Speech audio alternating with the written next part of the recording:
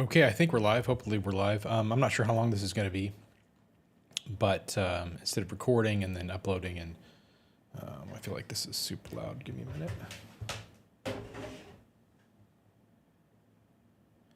Instead of recording, uploading, and all that kind of stuff, I don't think this needs to be edited. Hopefully not. So let's just go here. So yeah, the title of this: Trump orders Netanyahu to let Hezbollah bomb Israel. Obviously, that's not exactly what he said, but it's basically what he's saying. If let me go to this. If you're on X or any of these other platforms, you may have seen the recent alleged phone call. I'm still trying to track down who said what and if it's reliable, but many people seem to think that it's reliable. That it really happened. So apparently Trump called Benjamin Netanyahu and chastised him over our Lebanon operations. And so many people, let me clarify first of all, Israel is not attacking Lebanon. We are attacking Hezbollah, or Hezbollah. Huge difference. Now, the Lebanese have allowed Hezbollah to gain power in their country over the last 40 years to an extent where they have, parliamentary leaders. They comprise a large section of the country. And so even though most Lebanese would rather Hezbollah not exist there, they do. And they are essentially the military wing or a military faction within Lebanon. The Lebanese army has no real power to overthrow them. I think they probably could have with Israel's help, but unfortunately Lebanon doesn't care to be friendly enough with Israel to allow us to help them throw off Hezbollah. So the second here thing with Hezbollah is, it isn't just that they are an Iranian proxy. They are Iran. Very important to understand this. Nasrallah, who, of course, we killed in an airstrike, maybe as many as 2 years ago now, and all of these, of course, the Bieber bombs that we did and all that, which were fantastic, but he was an Iranian plant. These people come from Iran to lead Hezbollah. They are trained in Iran. This isn't just Iran funding Hamas or funding other Shia militias or Shia military factions to attack Israel and other countries around the globe. Hezbollah is Iran. It's very important to understand that. And so when Trump, if this is true, calls Bibi to tell him to, basically, what are you doing? You're ruining our negotiations with Iran. It's laughable. It's it's so stupid because he's acting as if there is a ceasefire when there's no ceasefire. Iran isn't directly sending missiles in, except they are because they're using Hezbollah to do it. It's the same thing. It's the same people. So it just astounds us as Israelis that people don't understand this. And this isn't hard to find out. This is obvious. Of course, people don't want to find this stuff out. They don't want to know the truth about sometimes how complicated and uncomplicated the situation is. And this is not a complicated situation. Hezbollah is Iran. Hezbollah attacks Israel. They attack us every single day. Just yesterday, this morning, the day before that, and almost every day before that. And what I mean by attack, what do I mean by that? Suicide drones, the fiber optic drone warfare that you're seeing in Ukraine, in Russia, that's happening here now. Let me go to this here. We had an IDF soldier killed. It was a couple days ago, but this was the public was informed yesterday. So was killed in southern Lebanon. Adam Tsarfati from Rosh Ha'ain, which is like the center of the country, was killed in southern Lebanon after Hezbollah drones struck his unit overnight. And I think 4 other soldiers, 3 or 4 other soldiers were also wounded in this attack. So this is all Iran. So this illusion that the ceasefire, which basically stopped Iran from sending ballistic missiles into Israel from Iran and actually they didn't even stop sending missiles and attacks to like the UAE and other Arab nations. But my point is, hopefully you get the point. Okay, so if you're not up to speed on this, this was posted 3 hours ago on Fox News, but Trump unleashes tirade on Netanyahu over Lebanon operations. President Donald Trump reportedly steamrolled Israeli Prime Minister Benjamin Netanyahu during a heated call Monday over Israel's military operations in Lebanon, as if we are the ones provoking Hezbollah. We're not. We're simply trying to protect our citizens and our soldiers that are trying to hold the line against Hezbollah coming over our border. According to Axios, citing officials, we don't know who these officials are, Trump expressed frustration over Israel's action against Hezbollah, saying the increased pressure could complicate negotiations with Iran. This is the laughable part. If you want to talk about somebody complicating negotiations with Iran, it's Iran. They're the ones still attacking us. They're the ones that are sitting. My wife yesterday was trying to have lunch with a couple of friends, and they were in a bomb shelter for like an hour and a half because Hezbollah was attacking the north. And so they had to seek shelter. That's the reality here. This isn't, occasionally somebody sends a mortar in. No, they target civilians. It's not just soldiers, and it's not just soldiers that have entered into Lebanese territory to try to clean Hezbollah out as a threat. It's 20, 30, 40, 50 miles into Israel, sending rockets at civilians. These aren't at bases. These are towns. These are homes. If you want to know what that looks like, this is Metula, which is near the Lebanese border. It's right on the border. I have friends that live there. And this is from November 2024. So, what was that, a year and a half ago?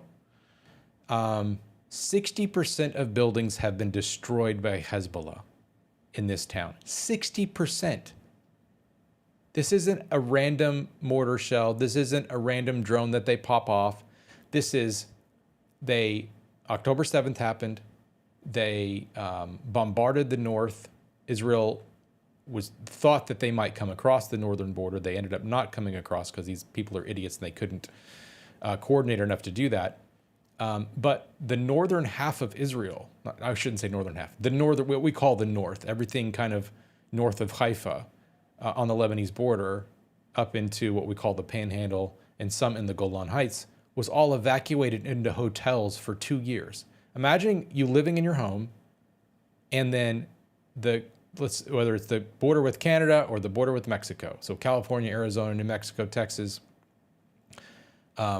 certainly parts of Nevada were probably reachable. Maybe, I don't know, maybe not.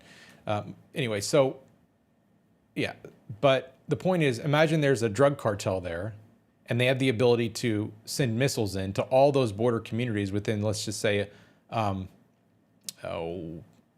to 100 miles of the border, okay? And they bombard all those towns with missiles. And now you have to leave your home for 2 years and go live in a hotel because that's what the Mexican cartels are doing.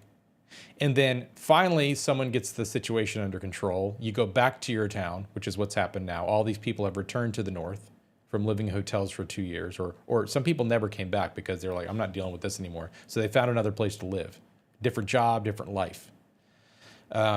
So now you go back to your home and it's happening all over again. It's happening all over again. But now, instead of the U.S. being somewhat understanding, Biden, let me put it, this is how crazy it is. Biden was more understanding than Trump in this situation. That's how nuts this is. So 60% of this town in Metula has been destroyed, and that was a year and a half ago. Even more homes have been destroyed now. It's just sick. It's just, so Trump wouldn't put up with 2 seconds of a Mexican cartel lobbing missiles over the United States border without wiping them out. And he certainly wouldn't listen to a foreign power that was in some kind of negotiation with Mexico on a similar issue, who would tell him to stop defending the United States against drug cartels that were lobbing missiles in. That's the insanity of what's happening here. That's the insanity of Trump calling Bibi to do this. To summarize Trump's remarks to Netanyahu and a U.S. official, reportedly, what happened here? I lost my place. Did this refresh? I think this refreshed and then I lost my place here. Sorry guys, I've never had that happen before.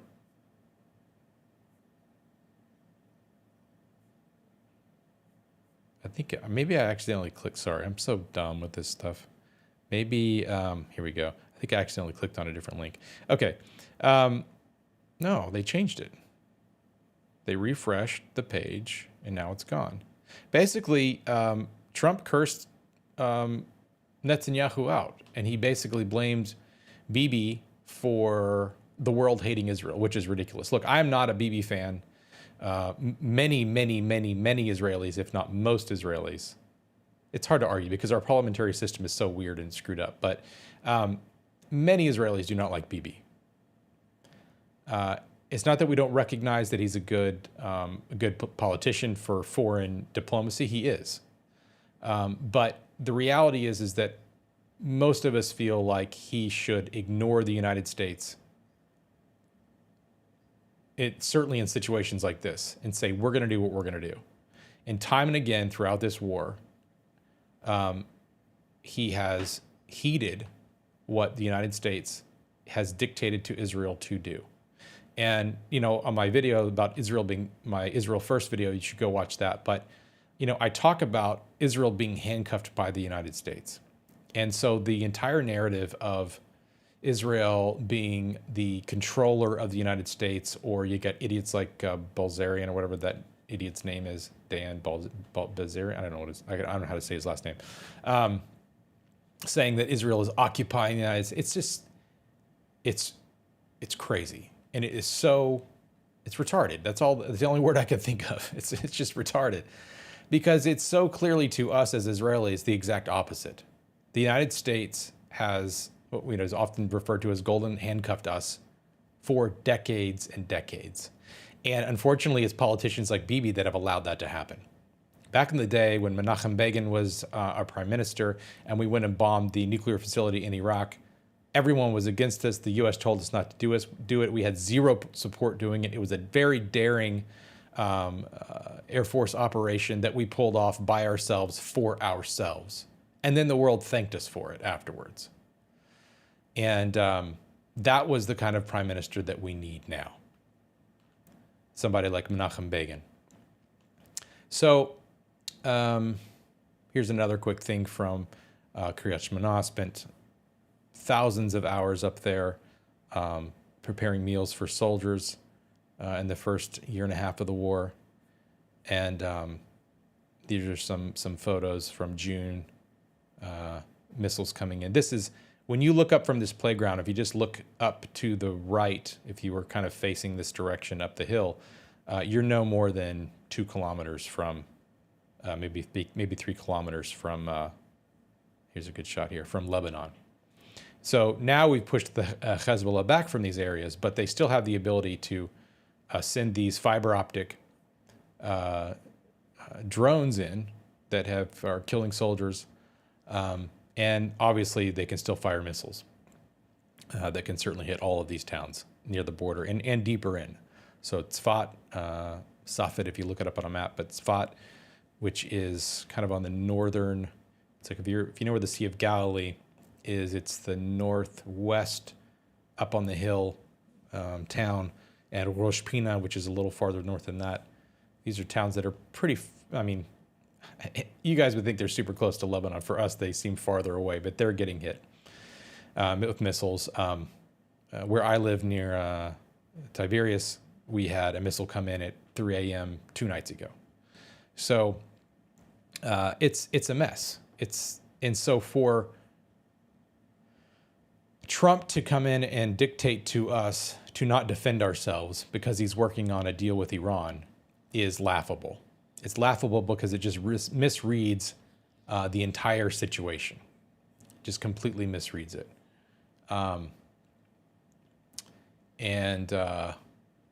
Yeah, so anyway, I just wanted to put my 2 cents in on that. I really don't care to comment too much on the political stuff, but this is directly affecting us right now, and there's so many people talking about it, but I haven't really seen much of kind of a local reaction to it. So here's your local reaction from somebody living really close to where all this is going on. And, pray for Israel. We need it.